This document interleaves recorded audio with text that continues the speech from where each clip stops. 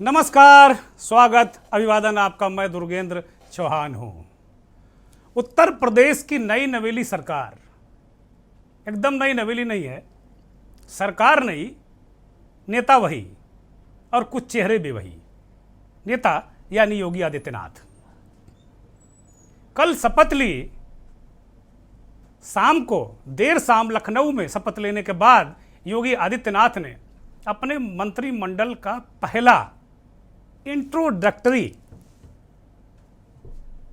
एक बैठक की, जिसे कैबिनेट की पहली बैठक औपचारिक रूप से कही जा सकती है। ये बैठक इंट्रोडक्टरी थी, यानी भूमिकाएं तय करने वाली, और उसके साथ साथ में भूमिका, इंट्रोडक्शन, भूमिका हर व्यक्ति के बारे में, और एक साथ मंत्रिमंडल में एक साथ बैठकर ये औपचारिक बैठक थी, यानी परिचय बैठक थी। लेकिन आज सुबह कहने को तो ये कैबिनेट की दूसरी बैठक थी योगी आदित्यनाथ की अध्यक्षता में, लेकिन ये फैसला कौन, अगर कहा जाए तो दोबारा उत्तर प्रदेश जैसे राज्य की सत्ता संभालने के बाद योगी आदित्यनाथ ने बतौर मुख्यमंत्री ये पहली फैसला कौन बैठक की। सत्ता में दूसरी बार बैठते ही उन्होंने 15 करोड़ लोगों को फायदा पहुंचाने वाला एक फैसला लिया। वो फैसला था कि जो राज्य सरकार की ओर से दिसंबर से लेकर मार्च तक 4 महीने से जो लगातार राशन, नमक, रिफाइंड तेल जो मिल रहा था, उसको अगले 3 महीने के लिए और बढ़ा दिया। इससे उत्तर प्रदेश के करीब 15 करोड़ अंत्योदय और गरीब लोगों को राहत मिलेगी। राशन बहुत अहम मुद्दा रहा इस चुनाव में। योगी आदित्यनाथ के इस मंत्रिमंडल में की बैठक में जो पहली फैसला कुन औपचारिक बैठक थी, इसमें और बहुत सारे भी निर्णय लिए गए, लेकिन सबसे बड़ा निर्णय यही लिया गया। उसके बाद यह भी तय हुआ कि जो छात्र हैं, मेधावी छात्र हैं, 60 लाख टैबलेट बांटे जाएंगे मेधावी छात्रों को। सरकारी पदों पर नौकरियों का भी लेखा जोखा तैयार करने को कहा गया, और सरकार ने कहा कि बड़े पैमाने पर नौकरियां भी देगी। यानी जो जो संकल्प पत्र में वादे चुनाव के दौरान भारतीय जनता पार्टी ने किए थे, योगी आदित्यनाथ ने सत्ता संभालते ही एक भी दिन, पिछले 4 महीने से लगातार अनवरत चुनाव प्रचार, फिर थका देने वाले चुनाव प्रचार के बाद नतीजे, शपथ ग्रहण, भागा दौड़ी, मंत्रिमंडल संयोजित करने का तनाव, और जब मंत्रिमंडल सामने आ गया, प्रधानमंत्री मोदी से जब पूरी तरीके से आशीर्वाद प्राप्त करने के बाद योगी लग गए 24 की मोर्चेबंदी में।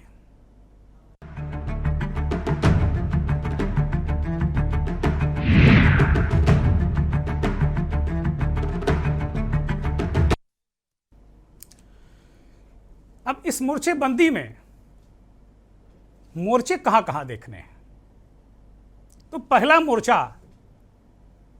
तो जो मंत्रिमंडल है उसमें जो क्षेत्रीय, सामाजिक, जाति, ये सब सारे समीकरण साधने की पूरी कोशिश की गई, और इन समीकरणों को साधने में बहुत सारे भारतीय जनता पार्टी और आरएसएस से जुड़े जो विधायक जीत कर आए, उनको भी मन महसूस कर रहना पड़ा। उम्मीद थी कि वो कम से कम उन्हें राहत मिलेगी, लेकिन मंत्री पद मिलेगा, राहत मिलेगी, तमाम सारी बातें उनको लग रही थी, लेकिन समीकरण साधने में उन विधायकों को मंत्रिमंडल में मौका नहीं मिला, और कम से कम 25-26 मंत्री बाहर हो गए। बड़े बड़े चेहरे, सतीश महाना, जय प्रताप सिंह, आशुतोष टंडन उर्फ गोपाल जी, बड़े नाम, इस तरीके के कई बड़े नाम जो चुनाव जीत कर आए हैं, वो मंत्रिमंडल में स्थान नहीं पा पाए। इसको लेकर अपने अपने तरीके से लोगों ने, दिनेश शर्मा सबसे बड़ा नाम, डिप्टी सीएम थे, उच्च शिक्षा विभाग था, ड्रॉप कर दिए गए। आगे कहा जा रहा है कि भाई प्रदेश अध्यक्ष बन जाएंगे, अलग विषय है। लेकिन मंत्रिमंडल में ओबीसी के सर्वाधिक मंत्री, उसके बाद फिर ब्राह्मण, फिर ठाकुर, बनिया, पूरा एक तरीके से समीकरण साधने की कोशिश की गई। तो मोर्चेबंदी एक, इस पहली मोर्चेबंदी यहां से, दूसरी मोर्चेबंदी कि राशन से शासन। अब शासन चूंकि उत्तर प्रदेश में आ चुका है तो 24 में अब दिल्ली का शासन उत्तर प्रदेश से साधने की कोशिश योगी आदित्यनाथ ने शुरू कर दी है, प्रयास शुरू कर दिए हैं, अथक प्रयास शुरू कर दिए हैं। ये अमित शाह ने कहा था कि अगर 22 में मोदी जी, माफ कीजिएगा योगी जी उत्तर प्रदेश में, तभी 24 में मोदी जी। ये बहुत उनका जबरदस्त ये कथन था। और अभी उन्होंने जब शपथ ग्रहण के दिन, जब शपथ ग्रहण से ठीक एक दिन पहले जब योगी आदित्यनाथ नेता चुने गए तो उन्होंने ये कहा कि मैंने क्या कहा था, स्मरण भी कराया। एक इस तरह की मोर्चेबंदी है। दूसरी मोर्चेबंदी सरकार को घेरने के लिए, ये भी 24 की मोर्चेबंदी कि अखिलेश यादव ने विपक्ष के संख्या बल के लिहाज से सबसे बड़े नेता, और ऐसे भी विपक्ष के उत्तर प्रदेश में सबसे बड़े नेता समाजवादी पार्टी के मुखिया अखिलेश यादव, समाजवादी पार्टी के मुखिया अखिलेश यादव, पूर्व मुख्यमंत्री अखिलेश यादव, ये सब सारी चीजें एक मोर्चेबंदी के तहत हो रही हैं। अखिलेश यादव को समाजवादी पार्टी ने आज विधायक दल का नेता चुना, विधानमंडल दल का नेता चुना, और यह सूचना विधानसभा सचिवालय को दे दी गई कि अखिलेश यादव समाजवादी पार्टी विधायक दल का नेता चुन लिए गए हैं। इसके बाद दोपहर बाद ही विधानसभा सचिवालय ने उन्हें उत्तर प्रदेश विधानसभा में नेता विरोधी दल के रूप में मान्यता भी दे दी। अखिलेश यादव और आजम खां पहले ही अपने अपने लोकसभा सीटों से इस्तीफा दे चुके हैं, दोनों विधानसभा के सदस्य हैं। एक मोर्चेबंदी अखिलेश यादव कर रहे हैं, और इस मोर्चेबंदी में कुल मिलाकर, इस मोर्चेबंदी में अखिलेश यादव ने न केवल खुद को विधानसभा के अंदर रखा, बल्कि अलग तरीके से चीजों को, सरकार को घेरने की शुरुआत कर दी। जैसे ही विधानसभा शुरू होगी, अखिलेश यादव आक्रामक नजर आएंगे। एक मोर्चेबंदी है। विधानसभा अध्यक्ष का चुनाव भी घोषित कर दिया गया। विधानसभा अध्यक्ष के लिए 28 तारीख को नामांकन, इसी महीने का 28 तारीख को नामांकन होगा, और अगर विपक्ष से कोई नाम आया तो चुनाव होगा, वरना जो भी सत्ता पक्ष का विधायक जिसे नामित किया जाएगा इस चुनाव के लिए, वो विधानसभा का अध्यक्ष घोषित कर दिया जाएगा, यानी निर्वाचित घोषित कर दिया जाएगा। इसमें सतीश महाना का नाम चल रहा है, काफ़ी आगे है। एक मोर्चेबंदी ये भी चल रही है। हालांकि मुझे उम्मीद कम है कि शायद विपक्ष कोई अपना उम्मीदवार लाए, क्योंकि कोई फायदा नहीं, चुनाव होने पर विपक्ष को धराशायी होना तय है, संख्या विपक्ष की काफ़ी कम है। तो ये एक तरीके से चीज़ें शुरू हुई। इस बीच विपक्ष के मोर्चेबंदी में शिवपाल यादव नाराज हो गए। उन्हें सपा के टिकट से चुनाव लड़ाया गया था, और वो चुनाव जीते भी। उनका कहना है कि वो सपा के सदस्य बने तब चुनाव लड़े। उनको आज विधानमंडल दल की बैठक में निमंत्रित नहीं किया गया। वो नेताजी का हवाला देकर एक बार फिर कोप भवन यानी इटावा चले गए हैं। अब इटावा कोई चला जाए तो समझ लो कोप भवन है, जो आधुनिक राजनीति का कोप भवन समाजवादियों का इटावा है। तो शिवपाल यादव इटावा चले गए। ये पूरी कथा काया है। इसी तरह दिल्ली में मुख्यमंत्री अरविंद केजरीवाल के वित्त मंत्री मनीष सिसोदिया ने बजट पेश किया, और बजट पेश करने के बाद जो साधन वाली राजनीति है, जन सरोकारी राजनीति है, उसको एक कदम और आगे बढ़ा दिया। मनीष सिसोदिया ने तमाम तरीके की बातें की। केजरीवाल को मैं सुन रहा था, केजरीवाल ने कहा कि भाई पानी मुफ्त, बिजली मुफ्त, दवाई मुफ्त, पढ़ाई मुफ्त, और अब वो योजना बनाने जा रहे हैं कि दिल्ली की बसों में अब सभी को, अभी तो महिलाएं मुफ्त हैं, सभी को यात्रा भी मुफ्त। जो आपको स्ट्रीट लाइट, जब वो चौराहों पर स्ट्रीट लाइट जो होती है, लाल बत्ती, उस पर जैसे ही आपकी गाड़ी रुकती होगी तो उस वक्त कुछ बच्चे आ जाते होंगे पैसे मांगने। उन्होंने कहा ये बच्चे किसी का वोट बैंक नहीं है, इसलिए हम इनके लिए एक अलग 5 स्टार स्कूल बनाएंगे। केजरीवाल के ये सपने हैं। सर्वाधिक देश में शिक्षा का बजट दिल्ली में है 21% और 2% उनकी योजनाओं पर 23% बजट दिल्ली में एलोकेट किया गया, जहां आम आदमी पार्टी की सरकार है। केजरीवाल और उनके वित्त मंत्री मनीष सिसोदिया ने यह भी कहा कि भाई जो देश के दुनिया के जो देश हैं उनसे हम कंपीट कर रहे हैं। जो दिल्ली देश की राजधानी है, 2047 में उन्होंने एज्यूम किया कि 2047 में जो सिंगापुर में रहने वाले व्यक्ति की आमदनी होगी उससे 3 गुना आमदनी हम ऐसी व्यवस्था करेंगे कि वो दिल्ली में रहने वाले व्यक्ति की हो। यानी दिल्ली को एक अद्भुत, एक जो फॉरेन इकोनॉमी की तरह डेवलप करने की बात। और इधर फिर उत्तर प्रदेश में कैबिनेट बैठक के बाद योगी ने अधिकारियों को निर्देश दिया कि भाई उत्तर प्रदेश की इकोनॉमी को 1 ट्रिलियन बनाएंगे।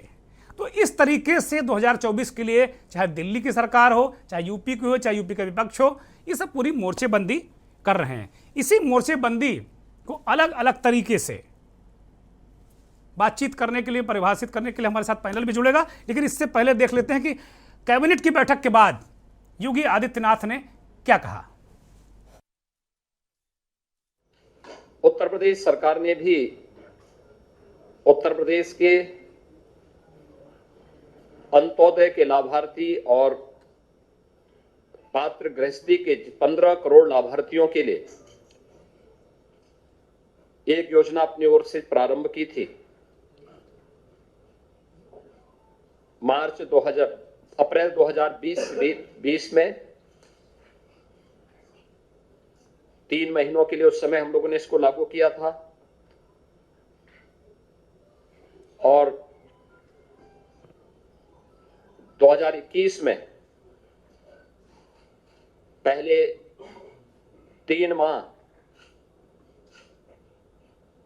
मई, जून, जुलाई 21 में भी हम लोगों ने 3 माह तक इस योजना को प्रदेश के अंदर राज्य सरकार के स्तर पर प्रारंभ किया था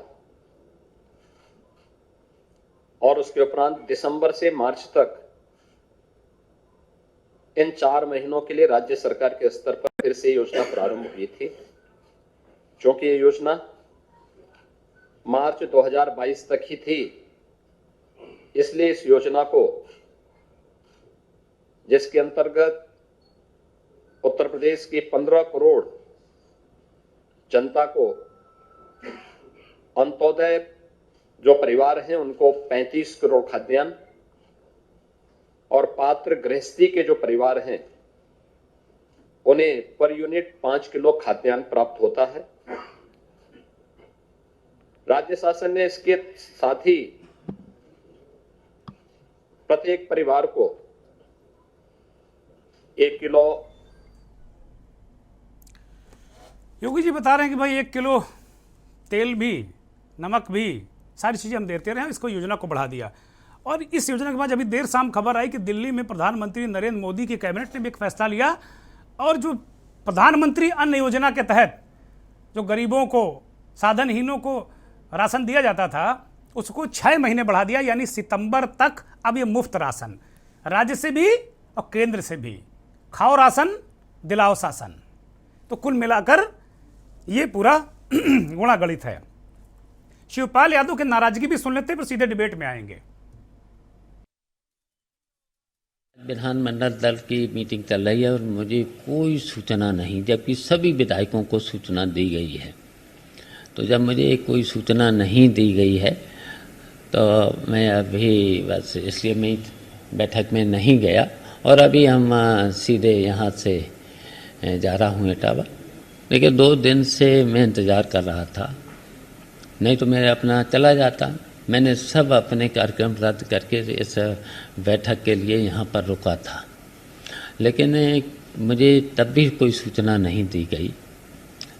मैंने समाजवादी पार्टी के नेताओं से भी कोशिश की, लेकिन उन्होंने कहीं पर भी मुझे तब भी कोई सूचना नहीं दी गई। तो इसलिए मेरा जाना विधानमंडल दल की बैठक में उचित नहीं है। जबकि देखिए, मैंने तो हमेशा यही कहा कि जो भी मुझे जिम्मेदारी मिलेगी उससे हम निभाएंगे। लेकिन आज हमें विधानमंडल दल की बैठक चल रही है, मुझे बुलाया नहीं गया, इसलिए मैं नहीं गया। मैं तो देखिए समाजवादी पार्टी से विधायक हूँ और अब ये तो सब राष्ट्रीय नेतृत्व समझे। अब जब मुझे निमंत्रण नहीं दिया गया, कोई सूचना नहीं दी गई, तो आगे बहुत समय आएंगे। अभी तो मुझे कुछ नहीं कहना है। शिवपाल जी जहाँ से चले थे वहीं आके फिर खड़े हो गए। चुनाव से पहले मेल मिलाप के लंबी जद्दोजहद, मेल मिलाप हुआ, चुनाव हुआ और रिजल्ट आया, फिर वहीं खड़े। खैर, उनका अपना पारिवारिक मसला है, क्या किन शर्तों पे बात हुई उनके नेताजी से, अखिलेश जी से, शिवपाल जी बेहतर बताएंगे। अब जो ये मोर्चेबंदी है, सुविधाओं के जरिए शासन, राशन के जरिए प्रशासन, ये सुविधाओं की जो राजनीति है होनी चाहिए, क्योंकि भारत एक लोक कल्याणकारी राष्ट्र है और उत्तर प्रदेश में भी लोक कल्याणकारी योजनाओं को लागू होना चाहिए, लागू हो भी रही हैं। दिल्ली में भी बहुत बेहतर चीज़ें काम कर रही, वहाँ पर भी इस तरह भी वहाँ की सरकार ने आज जो बातें बताई बजट पेश करने के बाद, माफ़ कीजिएगा, इन सब पूरे मसलों पर एक पैनी दृष्टि रखने वाले वरिष्ठ पत्रकार, देश के जाने माने संपादक, राजनीतिक विश्लेषक आलोक भदौरिया जी जुड़ गए हैं। भदौरिया जी, बहुत बहुत स्वागत आपका। उत्तर प्रदेश की राजनीति पर बहुत वर्षों से पकड़ रखने वाले वरिष्ठ पत्रकार, राजनीतिक विश्लेषक वीरेंद्र भट्ट जी जुड़ गए हैं, और हम सबके बहुत ही वरिष्ठ पत्रकार, राजनीतिक विश्लेषक, तमाम तरीके की राजनीति को परखने जानने वाले मुदित माथुर जी जुड़ गए। तीनों महानुभावों का स्वागत है। इसके साथ में भारतीय जनता पार्टी के बेहद संजीदा प्रवक्ता उनीस त्यागी जी और समाजवादी पार्टी के सम्मानित प्रवक्ता हैदर अली साहब जुड़ गए हैं। आप सभी मेहमानों का बहुत स्वागत है। आपके प्रवक्ता अतहर जैदी दिल्ली से थोड़ी देर में जुड़ेंगे। आप सभी का बहुत नमस्कार, बहुत अभिवादन, बहुत स्वागत। पहला सवाल आलोक जी से। आलोक जी, दिल्ली की सरकार ने आज अपना बजट मनीष सिसोदिया ने पेश किया और वो कह रहे हैं कि भाई 2047 में जो सिंगापुर का नागरिक होगा, जो उसकी इनकम होगी इस वक्त, वो उससे 3 गुना दिल्ली की इनकम होगी। योगी जी ने भी अपनी दूसरी सरकार का कामकाज शुरू कर दिया और योगी जी ने भी कैबिनेट की बैठक के बाद अधिकारियों के साथ बैठक की और कहा कि भैया 1 ट्रिलियन कराओ, 1 ट्रिलियन करना है इकोनॉमी। आप इकोनॉमिस्ट भी हैं, आर्थिक मसलों पे अच्छी पकड़ रखते हैं। आलोक जी, ये जो सुविधा वाली राजनीति, जाहिर सी बात इस देश में केजरीवाल ने इसको शुरू किया। पहले से कांग्रेस के ज़माने भी राशन बहुत बढ़ता था, तमाम चीज़ें बटा करती थी, लेकिन प्रचार करके, बताकर जन सरोकारी राजनीति और लोगों को मजबूर किया, दूसरे दलों को केजरीवाल ने किया। तो इसे 2024 के आलोक में आलोक जी आप कैसे देखते हैं? देखिए, सुविधाएं जहाँ तक देने की बात है, आपको ये देखना पड़ेगा कि आपके पास बजट कितना है, आपके पास रेवेन्यू सरकार के पास में कितना आ रहा है। ये देखा जाए तो अगर दिल्ली की अगर आप बात करें तो दिल्ली में प्रति व्यक्ति आय निश्चित बढ़ी है, लेकिन इसमें मौजूदा आम आदमी पार्टी की सरकार का कितना बड़ा हाथ है, इसको मुझे मानने में थोड़ा सा एक संशय है।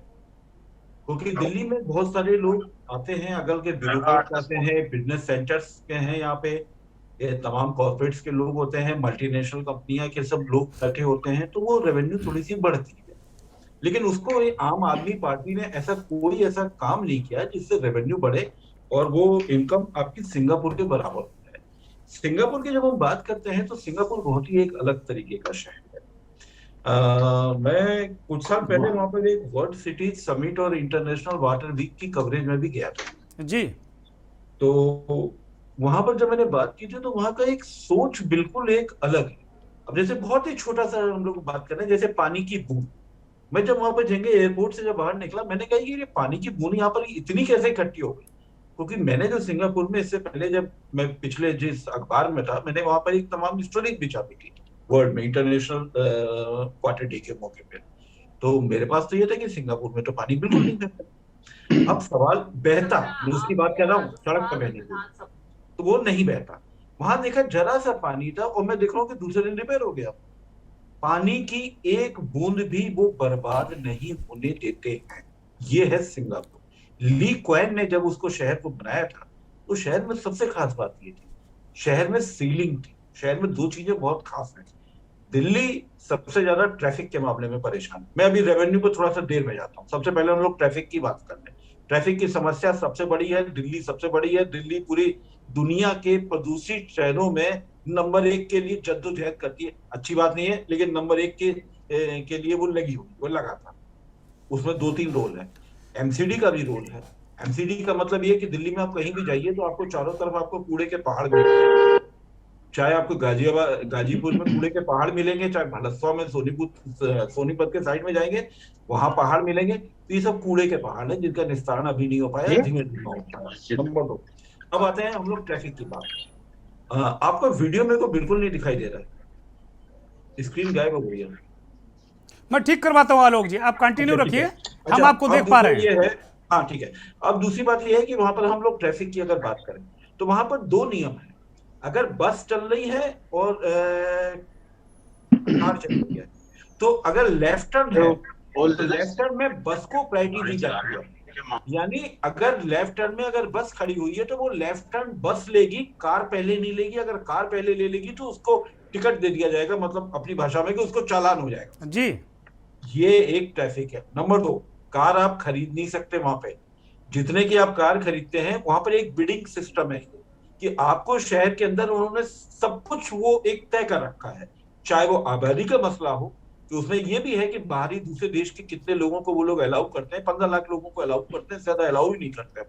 कोई भी ऐसा नहीं कि आज हमारे पास पैसा आ गया तो हम उठा के चले जाए वहां पर। हम लगातार टूरिस्ट वीजा के अलावा हम वहां पर वर्किंग वीजा में हम काम कर ले, नहीं, उनका एक कोटा था। नंबर 1। नंबर 2, उसी तरीके से उनका गाड़ी का है।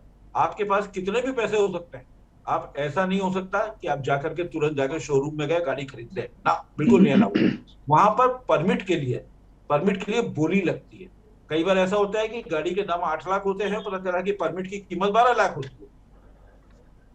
तो ये है सिंगापुर। तो सिंगापुर आप बोल देते हैं, सिंगापुर बोल देते हैं, क्योटो बोल देते हैं, तो वो नहीं हो सकता। आप नहीं कर सकते क्योंकि आपके पास में उस तरीके का मॉडल नहीं।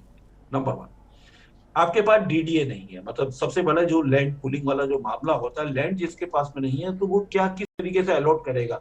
आप, हाँ, भविष्य आप बना रहे हैं। अगर आप 5 साल का छोड़कर अगर अगले 10 साल या 15 साल की अगर बात करते हैं तो सबसे ज्यादा निवेश शिक्षा के मामले में दिल्ली ने किया है और दिल्ली के स्कूलों ने।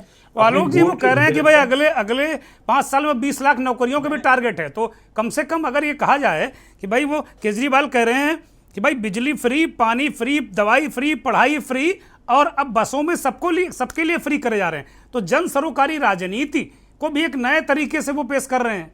हालांकि है मकसद सबका सत्ता ही। इसमें आपको ये मालूम होना चाहिए कि आपकी जेब में कितने पैसे हैं। जब आप सरकार चला रहे हैं तो जेब में पैसा होना चाहिए। सबसे पहले फ्री बांटने वाला काम हमारे वो दक्षिण में हुआ जी। दक्षिण में अभी भी है, चाहे वो तमिलनाडु हो, चाहे आंध्रा हो, चाहे कोई भी हो। एमजीआर के जमाने से चालू हुआ, फिर वो जयललिता आई, अम्मा आई, स्टॉलिन आई, कहीं बंद हुआ, लेकिन फ्री नहीं था। 1 रुपए किलो, 2 रुपए किलो चावल दे रहे थे। उड़ीसा में भी हमारे पटनायक जी देते हैं, नवीन पटनायक जी, तो 1 रुपए 2 रुपए लेते हैं, फ्री नहीं देते।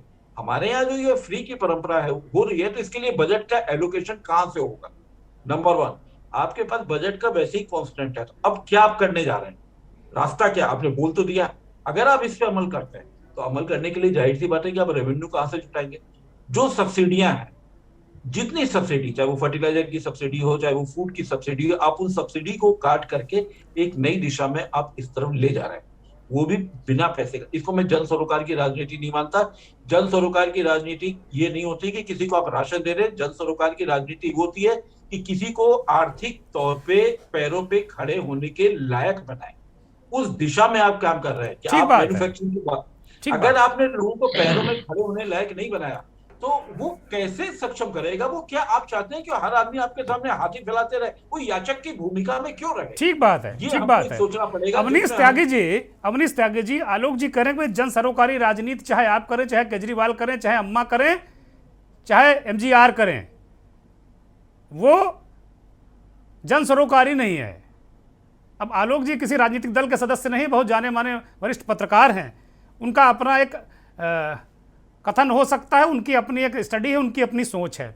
आपकी सरकार ने, हम लोग तो अभी उम्मीद लगाए थे, हम कह रहे थे कि अवनीश जी लग रहा मंत्री बन जाएंगे इस बार, ऐसा लग रहा था। हम लोग बहुत न्यूज़ रूम में बड़ा प्रसन्न थे कि अवनीश जी से मिठाई उठाई खाई जाएगी, लेकिन चलिए, शुभकामनाएं आपको सरकार की भी, और जल्द ही आप भी कहीं, अब बत्ती तो लगती नहीं लेकिन मंत्री पद आपको मुबारक हो, मिले, अच्छी बात है।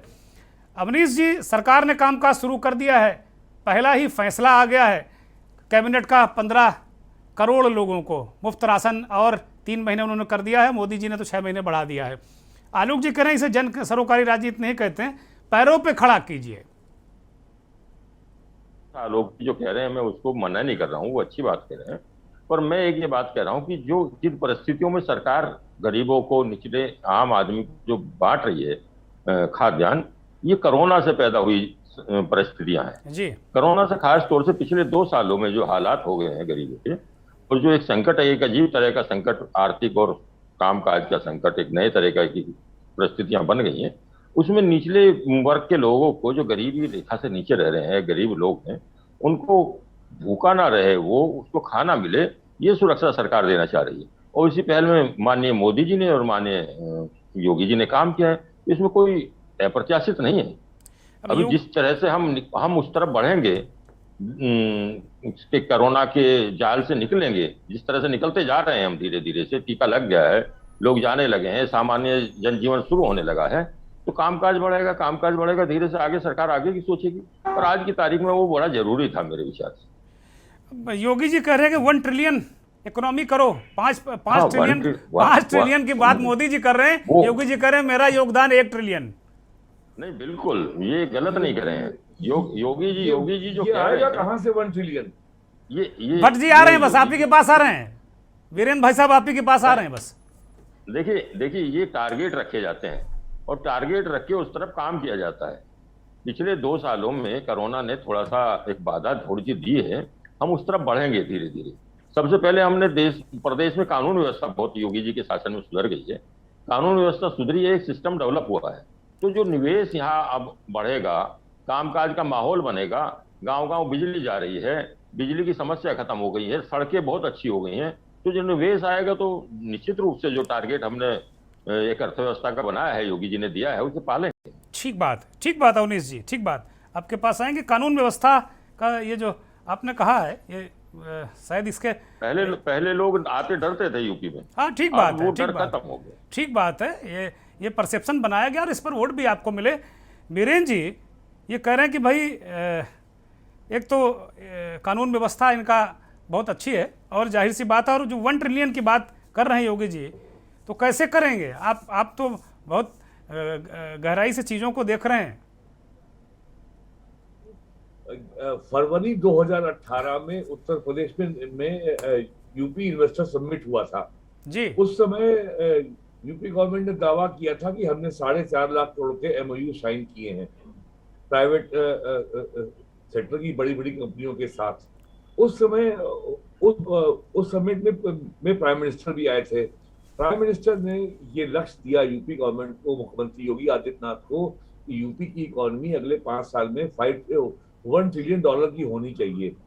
आज की तारीख में इस वित्तीय वर्ष में 21-22 में यूपी का जीडीपी 230 बिलियन डॉलर है, और 2 इन्वेस्टर समिट हुए 4 साल से ज्यादा समय हो गया, 49 महीने। लेकिन इन 4 सालों में सरकार ने ये नहीं बताया कि इसका रोड मैप क्या है, इसकी स्ट्रेटेजी क्या है, ये यूपी की इकोनॉमी को 4 गुने से ज्यादा बड़ा एकाएक कैसे कर देंगे। जो आपको सर्वर 100 बिलियन डॉलर का जो इन्वेस्टमेंट चाहिए वो कहाँ से आएगा? 4 लाख करोड़ तो बिल्कुल ऊँट के मुंह में जीरा होता है। और उसके लिए एक क्या इकोनॉमिक मॉडल होगा, क्या रोड मैप होगा, आप यूपी में क्या रिफॉर्म्स करने जा रहे हैं, गवर्नेंस में, एडमिनिस्ट्रेशन में क्या रिफॉर्म्स कर रहे हैं, पावर सेक्टर है, और जो 3 जो मीन्स ऑफ प्रोडक्शन है, लैंड, लेबर, कैपिटल, इसमें सरकार क्या करने जा रही है हमें कुछ नहीं पता। अक्टूबर 2021 को सरकार ने एक आरएफपी फ्लोट किया, रिक्वेस्ट फॉर प्रपोजल, कि हम कंसल्टेंट अपॉइंट करेंगे कि वो हमको बताए हम क्या करें। उसको एक्सटेंड किया गया मार्च में, फिर उसकी डेट तय की गई। अब उसकी डेट लगी है 29, अब शायद वो 16 या 19 अप्रैल को बिड्स ओपन होंगी। तो ये सारी बातें हम लोग कह तो देते हैं, लेकिन इसके बारे में एक ठोस मॉडल अभी तक स्टेट में नहीं आया है। और जहां तक ये बातें हो रही कि सरकारें फ्री देती हैं कि वो कर्ज माफ कर दिया और बिजली माफ कर दिया, अगर ये जो भी फ्री खाद्यान्न जो अभी 3 महीने बढ़ाया गया है, यूपी गवर्नमेंट का इसका महीने का खर्चा कम से कम 300 करोड़ रुपए आएगा।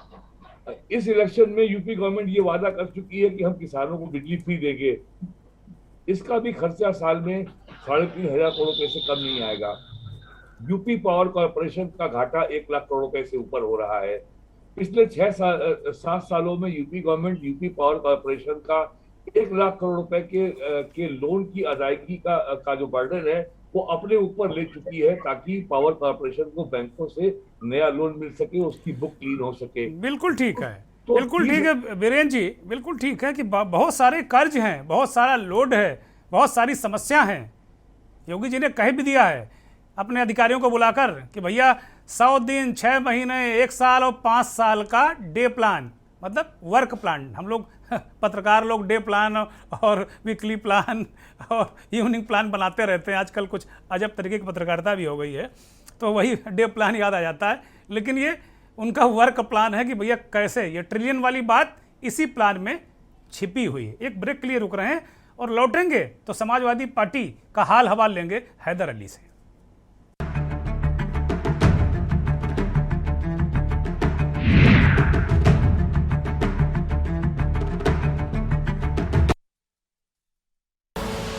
आप देख रहे हैं के न्यूज, खबरों का सारथी। गोल्डी हिंग का तड़का लगे तो सभी दबा के खाते हैं। गोल्डी हिंग, कण कण में जान। पर ये दिल है कि चख रहा है उन्हीं अल्फाजों का दूर कितना भी जाओ, इस जुबान से दूर ना जा पाओगे। विमल, बोलो जुबान केसरी। सोचिए मत, मेरी और पूरे हिंदुस्तान की तरह आप भी समर कूलर और होम अप्लायंसेस लीजिए और बेफिक्र हो जाएगी। जब पशुओं को मिलेगा प्यार और मिल्को मोर पशु आहार, तो दूध बहेगा, मुनाफा बढ़ेगा। मिल्को मोर पशु आहार। खुदी को आजमाया है तो ये अंदाज आया है, खुदी को आजमाया है तो ये अंदाज आया है। तुम में भी मैं हूं, शुद्ध प्लस पान मसाला। आप देख रहे हैं के न्यूज, खबरों का सारथी।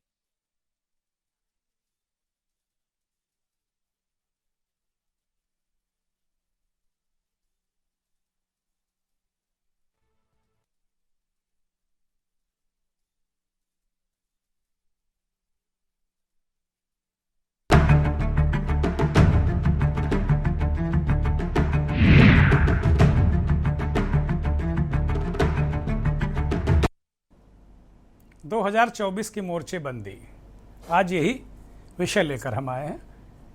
बहुत दिनों से मीडिया इस मोर्चेबंदी पर बात कर रहा है, लेकिन आज जब एक साथ दिल्ली सरकार ने अपने बजट में सिंगापुर की बात कर दी, योगी जी ने 1 ट्रिलियन की बात कर दी, जो अन्न राशन बढ़ा दिया गया, केंद्र से भी राशन, राज्य से भी राशन, 24 में शासन, ये सब पूरा जो गुणा गणित आया ना, तो फिर हमें लगा कि आज ये बड़ा मौजूद मसला है।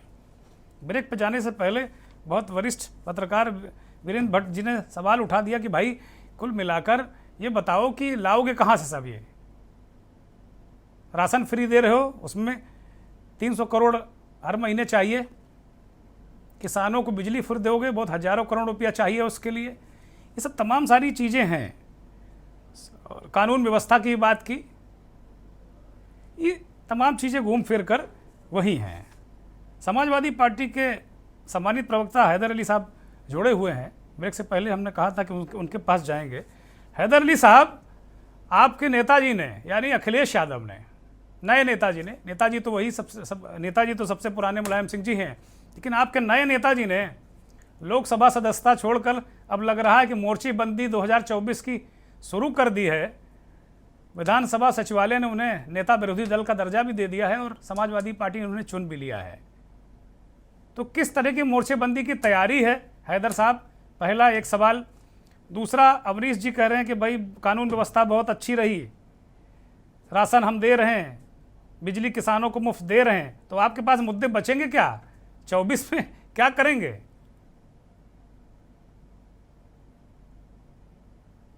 हैदर साहब अपना मोबाइल अनम्यूट कर दीजिए। कर दिया जी। भारतीय जनता पार्टी को सत्ता का जनादेश मिला, उसकी उन्हें बधाई। समाजवादी पार्टी को संघर्ष का जनादेश मिला, हमने पहले भी संघर्ष किया है, ना झूठे जुमले कभी हवा में उछाले, ना ही झूठे जुमलों पे हमने काम किया। अब हमारी पार्टी के राष्ट्रीय अध्यक्ष जी माननीय अखिलेश यादव जी सदन में जनता से जुड़े हुए मुद्दों को उठाएंगे, जनता, उत्तर प्रदेश की जनता का सामने से आकर नेतृत्व करेंगे। और फिर मैं आपको स्पष्ट बताना चाहता हूं, अभी आदरणीय आलोक जी ने बहुत अच्छी बात कही थी, उस पर श्री बहुत सम्मानित प्रवक्ता मुझे दिख रहे हैं भारतीय जनता पार्टी के अवनीश त्यागी जी ने कहा था कि ये हमने टारगेट दिया है। टारगेट में और झूठे जुमलों में अंतर जनता 6 महीने में समझ जाएगी। उन्हीं जब जनता समझेगी, हम उनके दर जाएंगे, उनके घर जाएंगे, उनको समझाएंगे कि पिछले 5 साल तक झूठे जुमले उछालते रहे, तब आपने उसके बाद भी इन पर विश्वास कर लिया। अब आप देख लीजिए कि इन्होंने आपके हाथ में पहले पकौड़ा थमाया, अब कटोरा थमाने की बारी है। हैदर साहब, लग रहा आप लोग अब समझ गए हैं। पिछले 5 साल जब 17 में चुनाव हारे आपके नेताजी, यानी नए नेताजी अखिलेश जी भैया जी, तो योगी जी कह रहे हैं 4.5 साल तो वो घर में बैठे रहे, 1-2 चक्कर लंदन भी लगाए और 6 महीना पहले चुनाव लड़ने लगे। तो मुझे लगता है इस बार वो मौका देंगे नहीं आप लोग। अब मुझे लगता है पहले महीने से ही भारतीय जनता पार्टी को कड़ी टक्कर सड़क और सदन में दोनों की तैयारी कर रहे हैं। मुदित भाई साहब जुड़ गए हैं, बहुत वरिष्ठ पत्रकार, हम पत्रकारों के सम्मानित बड़े भाई, बहुत स्वागत है मुदित भाई साहब। कुल मिलाकर समाजवादी पार्टी में आज शिवपाल यादव ने कहा कि भाई वो तो समाजवादी पार्टी की सदस्यता लेकर चुनाव लड़े सदस्य हैं, विधायक भी चुने गए, लेकिन उनको नहीं बुलाया गया और वो कोप भवन यानी इटावा चले गए हैं। तो हैदर अली साहब कह रहे हैं कि मोर्चेबंदी वो तगड़ी कर रहे हैं और चाचा रूट कर फिर इटावा। एक पहला सवाल है। दूसरा सवाल मुदित जी कि क्या जो जन सरोकारी राजनीति जिसे कहा जा रहा है, ये वास्तव में जनता के हित के लिए है या सिर्फ राजनीतिक दल जीतने और हारने के बाद सीधे शुरू हो जाते हैं अगले चुनाव के लिए? ये पहली चीज तो ये जो समाजवादी पार्टी का वो आज आया है, जाहिर सी बात है कि अखिलेश यादव ने सेकंड थॉट में जो है लोकसभा की सीट छोड़ी है। पहले थॉट में वो लोकसभा की सीट नहीं छोड़ना चाहते थे जी, और इसलिए शिवपाल जी को एक तरह से उन्होंने नेता प्रतिपक्ष नामित सा कर दिया था। अच्छा, तो अब आज अगर वो सामने होते तो शायद विधानमंडल दल के आगे भी एक तरह का पशोपेश होता कि क्या किया जाए। तो इससे अच्छा इन लोगों ने ये रास्ता निकाला कि उनको बुलाओ ही नहीं, जैसा कि शिवपाल जी ने कुछ चैनल्स में बयान दिया है। तो कहने का मतलब ये है समाजवादी पार्टी ने क्लैरिफाई कर दिया है कि हम एलाइज को बुलाएंगे 28 तारीख को। नहीं वीरेन जी, मोदी जी ठीक कर रहे हैं। शिवपाल जी को हमने सुना भी, हमने सुनाया भी दर्शकों को। शिवपाल जी कह रहे हैं भैया मैं सदस्यता ली है हमने, अब हम एलाई नहीं है, समाजवादी पार्टी की सदस्यता ली, वो चिट्ठी दिखा रहे हैं, रसीद, कह रहे हैं सदस्यता ली है, हम एलाई नहीं है, हम समाजवादी पार्टी के टिकट पर आए हैं और सदस्य बने हैं। क्या राजभर क्या सदस्य बने हैं? क्या संजय चौहान सदस्य बने हैं? मुदित भाई साहब कुछ मुझे लगता है कि उसके करीब जा रहे हैं और ये बड़ी महत्वपूर्ण जानकारी दी है मुदित माथुर जी ने कि वास्तव में अखिलेश यादव ने उन्हें नामित कर दिया था। ये फेस सेविंग है कि भाई विधानमंडल दल के सामने क्या कहेंगे? मुदित जी कंटिन्यू करिए। हाँ, तो ये जो शिवपाल जी हैं, इन्होंने जो है अपना पूरा दल ही समाजवादी पार्टी में मर्ज कर दिया था और उसका कोई स्वतंत्र अस्तित्व तो नहीं रह गया है।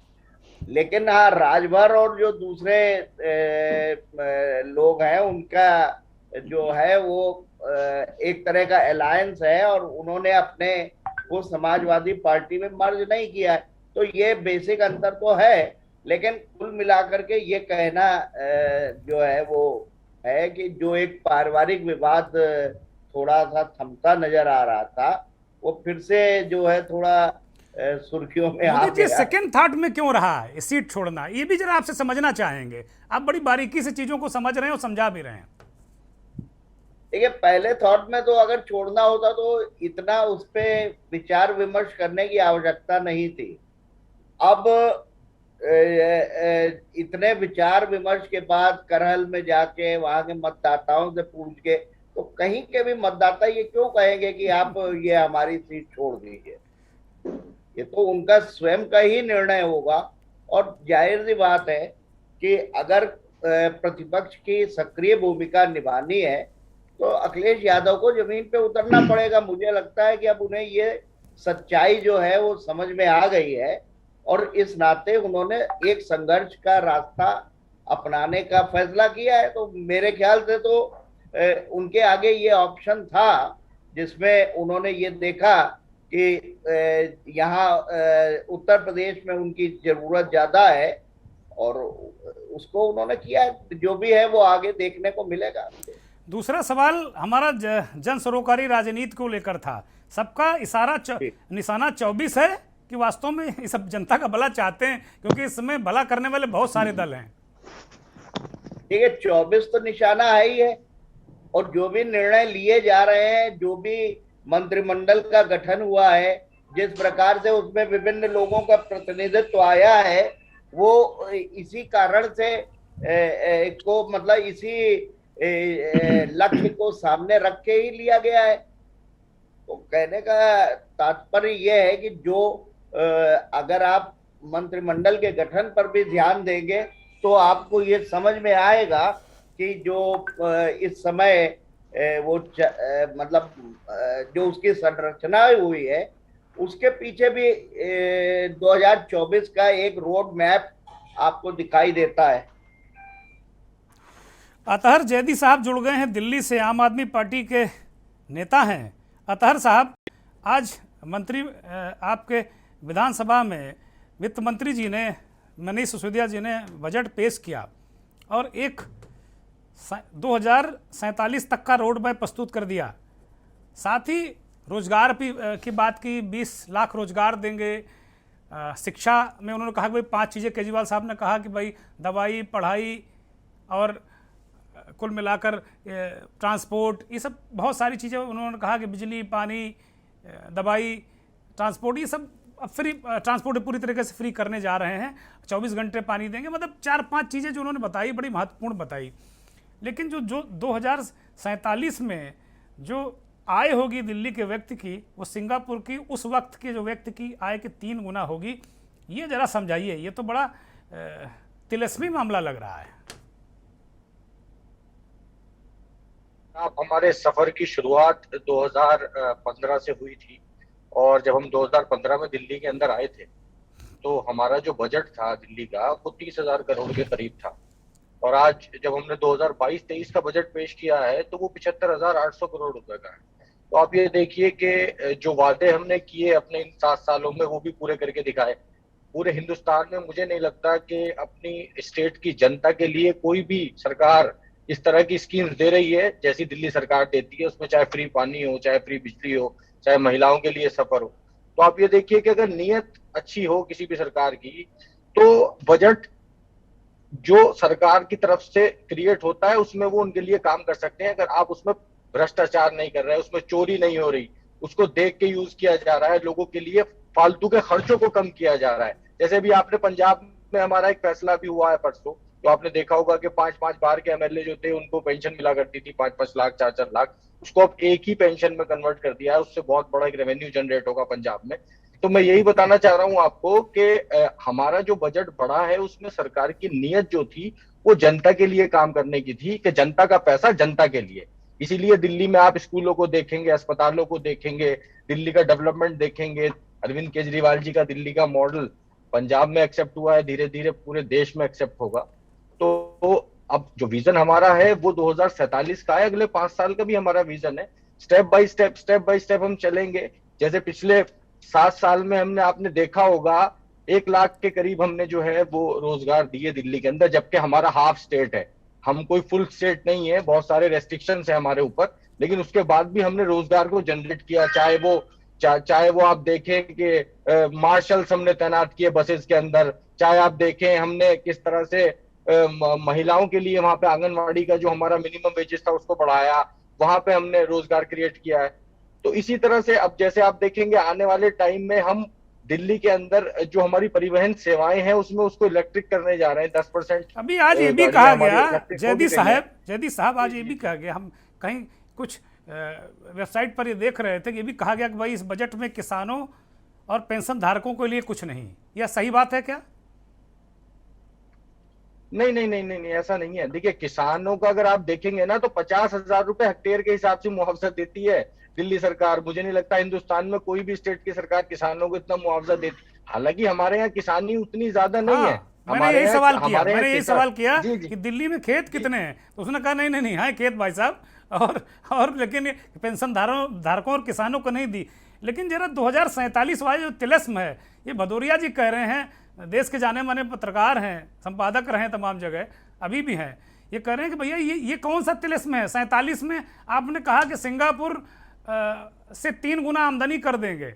ये क्या कोई खास मॉडल है, क्या है जैदी साहब? देखिए, ये एक विजन है और उस विजन के ऊपर दिल्ली सरकार काम करेगी।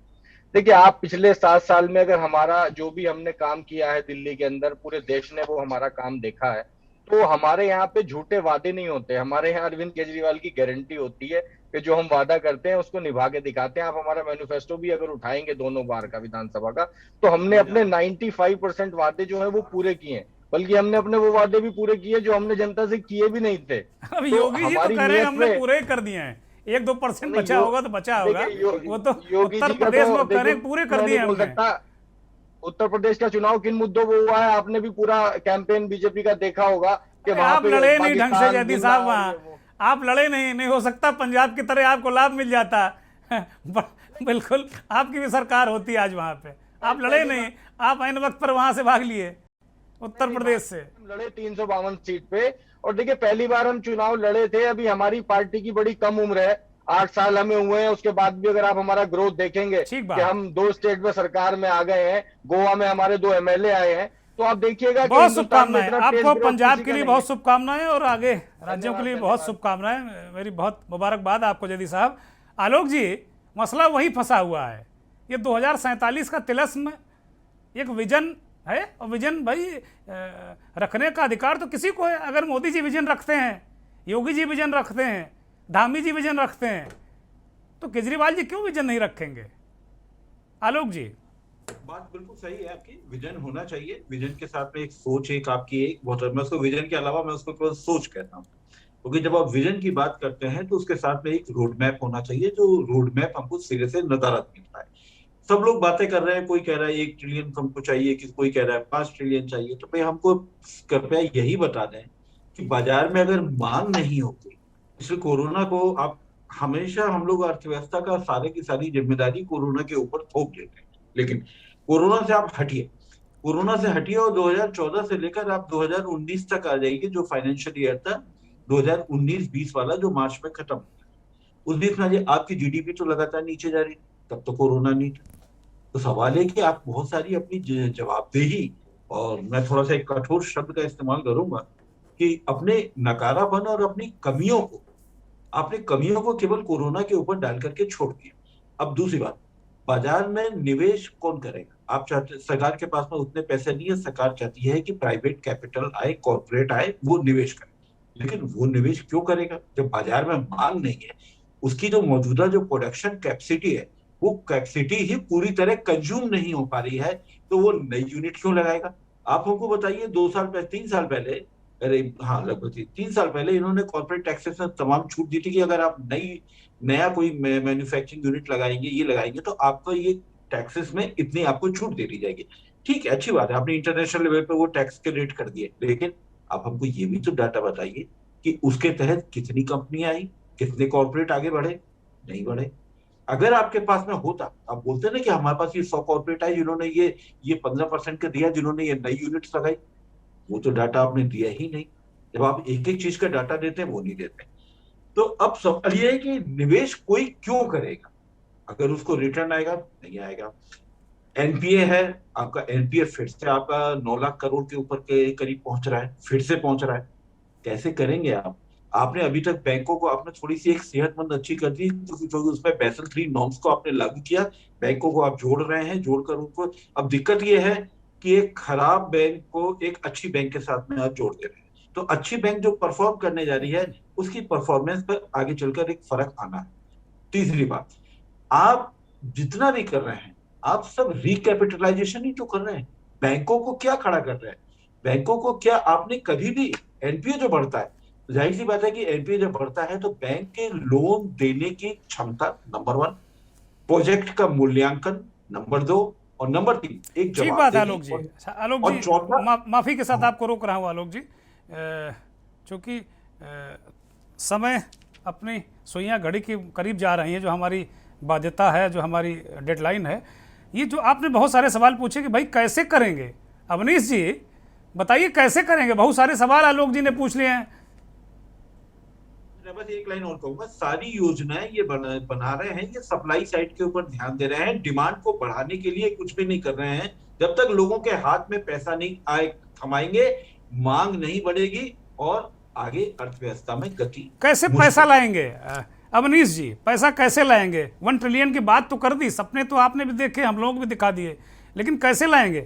आलोक जी के सवालों का जवाब दीजिए। यूपी गवर्नमेंट के बजट से ज्यादा तो खाली कर्जा है यूपी गवर्नमेंट के ऊपर। ये बीरेन जी भी हमले कर रहे हैं। हमले क्या, सच्चाई बता रहे हैं, पत्रकार हैं तो। सच्चाई है, हमला नहीं है, सच्चाई है। सच्चाई है। हम अपने शब्दों को थोड़ा मॉडिफाई कर देते हैं। अवनीश जी असमंजस में पड़ गए, बड़े जिम्मेदार प्रवक्ता हैं, भले इंसान हैं, तो कह रहे हैं क्या कहें हम। बताइए अवनीश जी। अवनीश जी सुन पा रहे हैं आप हमें? अनम्यूट करिए, अनम्यूट करिए, आप अनम्यूट करिए, शायद म्यूट हैं आप। हेलो। हाँ अवनीश जी अब आइए, अब बताइए। अब आवाज आई आपको? आ गई, बोलिए। नहीं, मैं ये कह रहा हूँ कि जो इन्होंने सवाल उठाए हैं, मैं उन सवालों से इनकार नहीं कर रहा हूँ। मैं कह रहा हूँ कि कोशिशें कितनी गंभीरता से हो रही है, केंद्र की सरकार हो या प्रदेश की सरकार हो। जो पिछले ढांचे जो मिले हैं खराब हुए, जो खराब चीजें सड़ गल गई थी, उनको दूर करने में जो काम बीत रहा है, उसके लिए एक जमीन तैयार कर दी। भाजपा एक जमीन तैयार कर रही है, एक बड़ा स्ट्रक्चर तैयार करने की। जो विजन है उसमें खड़ा हो जाएगा हमारा विजन। आप ये ध्यान करो ना कि पिछले 2 सरकार के कार्यकालों में, सपा बसपा में खासतौर से मैं यूपी की बात आपको बताऊं, कि कानून व्यवस्था इतनी लचर हो गई थी कि कोई यहाँ आना पसंद नहीं कर रहा था। बिजली मिल नहीं रही थी, गाँव में बिजली नहीं थी, सड़कें बिल्कुल जर्जर हालत थी, हाईवे ठीक नहीं थे। अब पिछले सालों में, आप पिछले 5 सालों में देखो ना, गाँव बिजली जा रही है, गाँव बिजली जा रही है, कानून व्यवस्था एकदम गजब हो गई है, लोग भी सुरक्षित महसूस कर रहे हैं। और उस जनता ने इन बातों को लेकर योगी सरकार को पूरी तरह से दोबारा पूर्ण बहुमत के साथ अपनाया। हम जमीन तैयार कर रहे हैं ना, एक खाका तैयार हो चुका है। ये 2 साल का जो आप कह रहे हैं कि ये बुरा समय ना आता महामारी का, तो हमारी रफ्तार और तेज बढ़ गई होती। अब योगी सरकार पूरे संकल्प के साथ आई है और निश्चित रूप से जो हमने तय करे हैं संकल्प, उनको पूरा करें। हैदर अली साहब, अवनीश जी करेगा, आपने कुछ काम ही नहीं किया, सब बिल्कुल लुटा पिटा प्रदेश दे दिया, गुंडागर्दी विरासत में दे दी, बिजली आती नहीं थी, उद्यमी भागते से जान बचा के यूपी ना बाबा, अब यूपी में बाबा, आपके ज़माने में ना बाबा। तो ये इतनी बुरा प्रदेश दिया कि इनको 5 साल तो भी समझ ही रहे हैं, और मोदी जी 14 से समझ रहे हैं अभी तक। 17 के बीच में समाजवादी पार्टी सरकार 5 साल के लिए आई थी, लेकिन शराब का ठेका 6 साल के लिए दे गई। देखिए हैदर साहब, बताइए इनके अधिकार क्षेत्र के बाहर था। बताइए। अरे हैदर साहब, बीरेन जी ने बहुत महत्वपूर्ण मुद्दा उठा दिया। बीरेन जी आएंगे आपके पास, आते हैं बीरेन जी, आते हैं, बस केवल हैदर जी से जवाब ले, आते हैं हैदर जी। मैं आपको बताता हूं, अभी मैं हेडलाइन देख रहा था, जस्ट आपकी चर्चा के बीच में ही मथुरा में 14 वर्षीय किशोरी के साथ बलात्कार होता है, हाथरस कांड होता है, तमाम तरीके के अपराध इनके यहाँ होते हैं। बस दुर्भाग्य हमारे उत्तर प्रदेश की जनता का यह है कि के न्यूज चैनल जिस ईमानदारी से आज बात कर रहा है, उस ईमानदारी से चैनलों ने बात जनता तक नहीं पहुंचाई। कहीं ना कहीं हम भी जो कार्यकर्ता हैं वो भी असफल हुए। जनता अवनीश भाई सुन लीजिए, हैदर साहब को सुन लीजिए। अब सरकार भी नहीं बनने दिया आपने, सुन भी नहीं रहे हैं, सुनने दीजिए भाई। जी बहुत बहुत शुक्रिया, बहुत बहुत शुक्रिया। जनता ने नहीं बनाई है भाई, ये जनता की अदालत में चला गया था मामला, और जनता की अदालत ने जो पास करा है उसी को मानना पड़ रहा है, आपको भी और हमें भी। बहुत शानदार चर्चा हो रही है, सभी मेहमान बहुत सहयोग के साथ बात कर रहे हैं, बहुत एक दूसरे को सुनिए, अच्छा लगेगा। हमने आपको उस पास होने पर आपको बधाई मैंने सर्वप्रथम दे दी थी, अपनी पहली ही पंक्ति जो मैंने स्टार्ट की थी उसमें पास होने की आपको मैंने बधाई दी। लेकिन जो फेल होने का कारण है वो आप हमारी जो संगठनात्मक कमजोरियां कहीं रह गई, जो हम जन जन तक कार्यकर्ता नहीं पहुंच पाए। सिर्फ एक हमारी समाजवादी पार्टी के राष्ट्रीय अध्यक्ष जी ही संघर्ष करते रहे, उसका परिणाम हमें मिल गया। आपकी सफलता से आप नहीं जीते हैं, कहीं ना कहीं हमारी कमजोरी ने आपको जिता दिया, और आपकी असफलता से हम 47 से 125 पर पहुंचे हैं, ये मत भूलिएगा आप।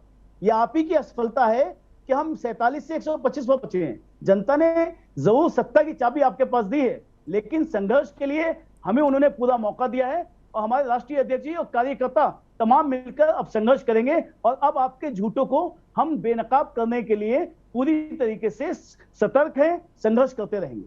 मुदित जी, ये जो हैदर अली साहब कह रहे हैं कि भाई ये जनता ने आपको जिताया नहीं, बड़े बहुत आत्मा की आवाज़ इनकी आज निकल कर आ गई। ये कह रहे हैं कि हाँ हमारी कमजोरी थी, हमें लगता है कोई भी समाजवादी पार्टी का नेता जिसको कहोगे ये बात स्वीकार नहीं करेगा, ये बड़े भले आदमी हैं। और ये कह रहे हैं कि भाई हमारी कमजोरी थी, उससे आप जीते हैं। आपको कोई जनता मनता का प्रचंड बहुमत नहीं मिला, इस भर में मत रहिएगा। तो 2024 के आलोक में ये हैदर अली साहब के इस बयान को कैसे देखते हैं आप, मुदित जी? देखिए, हैदर अली जी का जो बयान है वो अपनी जगह जो है वो उनका आकलन अपनी जगह सही है, लेकिन अगर आप पूरे इलेक्शन को देखें जी तो हर जगह से कहीं से हम लोगों को किसी प्रकार की लहर बीजेपी के पक्ष में नहीं दिख रही थी जी। रोजगार के सवाल, दूसरे सवाल, उनको लेके बहुत लोग मुखर थे। लेकिन ये जो भी जीत है वो इनको एक तरह से देवीय आशीर्वाद और कुछ चमत्कार के रूप में देखने को मिल रही है, और जो इनको प्राप्त हुई है आशीर्वाद ही कह लीजिए भोलेनाथ जी। मोदी जी जनता के बीच में गए हैं ना, और कानून व्यवस्था का भरोसा दिलाया है। भाजपा का एक एक कार्यकर्ता कोरोना के बीच में दौड़ता रहा, और बिजली देखो आप पुराना याद करिए ना, 2012 से 17 की 5 जिलों में बिजली आती थी, आदरणीय अवनीश त्यागी जी, बाकी 70 जिले अंधेरे। बीच में बोलता नहीं हूं, लेकिन चूंकि आप सबके जनता ने ये चमत्कार नहीं किया है, जनता का भरोसा जीता है, जनता का भरोसा जीता है। चलिए अवनीश भाई मुदित जी को सुन लीजिए, कुछ कह रहे हैं वो। हैदर अली जी आपकी बात भी आ गई है, पूरा मौका हमने दिया है, मुदित भाई को सुन लीजिए। बहुत 40 सेकंड में वीरेंद्र भाई से बात करेंगे, बहुत महत्वपूर्ण बातें बताने वाले थे वो। कोई भी सरकार हो, जो भी सरकार होती है वो कुछ ना कुछ ऐसे कार्य करती है जो भी आज जो योगी जी कर रहे हैं उसका फल 5 साल बाद मिलेगा, भले ही कोई सरकार हो। वही काम जो बिजली की स्थिति आप कह रहे हैं या जो इम्प्रूवमेंट देखने को मिला, एक बिजली घर लगाने के लिए कम से कम जो है 5 साल का 4 साल का समय लगता है, और ये ओवरनाइट कोई भी सरकार हो, चाहे आपकी हो, चाहे सापा की हो, चाहे बासापा की हो, ओवरनाइट कोई कार्य एकदम से नहीं हो पाते हैं। बहुत सारे कार्य आप शुरू करेंगे, लेकिन हो सकता है कि जिस समय वो पूरे हो आप उसमें ना हो। तो ये सारी चीजें जो है, विकास जो एक सतत प्रक्रिया है, और वो हर जो भी सरकार रहती है उसकी कोशिश रहती है कि वो करे। वीरेंद्र जी, फाइनल कमेंट के लिए वीरेंद्र जी के पास जा रहे हैं। वीरेंद्र जी, क्या स्थितियों को देख पाते हैं? समाजवादी पार्टी मोर्चेबंदी कर रही है, और भारतीय जनता पार्टी उत्तर प्रदेश में, उधर आम आदमी पार्टी दिल्ली में हुंकार भर रही, सबका जो इरादा है वो 24 फतेह है। क्या किस दृष्टि से इसको देखते हैं? फाइनल कमेंट आपका। भारत में पावर सरप्लस है, 50,000 मेगावाट से ज्यादा के प्लांट बंद पड़े हैं।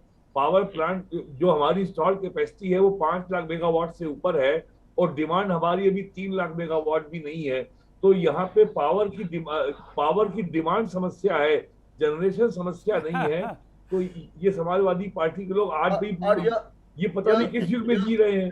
सोलर एनर्जी लगी हुई है, उसको कोई खरीदने वाला नहीं मिल रहा है। यहाँ पे मोदी जी सिस्टम अच्छा हो गया है, बिजली चोरी रुक गई है, पावर की डिमांड नहीं है। और लेकिन एट द सेम टाइम जो सस्ती बिजली सोलर की मिल सकती है जो कोई ले नहीं रहा है। जो पावर डिस्ट्रीब्यूशन कंपनीज का जो घाटा है उसमें कोई कमी नहीं आ रही है। पावर के आज की तारीख में समस्या केवल बिजली को बेच करके उसका पैसा वसूलने की है।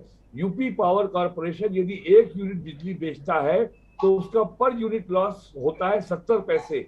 आप सोचिए ये साल में हजारों करोड़ रुपए हो गया। असली समस्या ये है पावर डिस्ट्रीब्यूशन और रेवेन्यू की रिकवरी। और जहां तक सपा भाजपा की बात है, बुनियादी बात यह है कि पिछले 30 साल से उत्तर प्रदेश में जाति आधारित अस्मिता की राजनीति और हिंदुत्व पर आधारित अस्मिता की राजनीति के बीच में संघर्ष चल रहा है। 2014, 17, 19, 22 4 बार जाति अस्मिता यानी समाजवादी पार्टी पराजित हुई है। मुझे नहीं समझ में आता कि ये 2024 में या 27 में ऐसा क्या चमत्कार करेंगे कि जाति अस्मिता एक बार फिर से उत्तर प्रदेश की राजनीति पे हावी हो जाएगी। ये मेरी जानकारी में नहीं है कि ये कैसे होगा। जब 4 बार पराजित हो चुके हैं आप, जातिवाद की राजनीति खत्म हो रही है भाई साहब, धीरे 4 बार पराजित हो चुके हैं। चलिए बहुत शुक्रिया सभी मेहमानों का, बहुत शुक्रिया। बिल्कुल 2-4 मिनट हम ओवर हो गए, लेकिन इस डिबेट में बल्कि बहुत सभी मेहमानों का बहुत शुक्रिया करेंगे और सहयोग के लिए धन्यवाद एक बार पुनः करेंगे कि इसमें कोई चिल्लम चिल्ली नहीं मची। बड़े गंभीर लोग थे, वरिष्ठ पत्रकार थे और जो बीजेपी, समाजवादी पार्टी और आम आदमी पार्टी की प्रवक्ता भी थे, वो भी बहुत शालीन और सादगी से उन्होंने बात की। इसके लिए भी उनका शुक्रिया। दरअसल बात होनी चाहिए, चीज़ों पर, मुद्दों पर बात होनी चाहिए। हल निकलेगा कि नहीं निकलेगा, इससे बात करना नहीं छोड़ना चाहिए। इस डिबेट ने एक और एंगल दिया कि उत्तर प्रदेश में और देश में पावर की कमी नहीं है, डिमांड की कमी है। अगली बार जब हम चर्चा करेंगे तो हो सकता है ये बड़ा इसी विषय को लेकर आए। बहुत बहुत शुक्रिया, नमस्कार। इस कार्यक्रम के प्रायोजक करता है गोल्डी किचन किंग मसाले। जहां जाएं रिश्ते बनाएं, जहाँ जाए रिश्ते बनाए गोल्डी मसाले। समर कूलर और होम अप्लायंसेस लीजिए और बेफिक्र हो जाइए।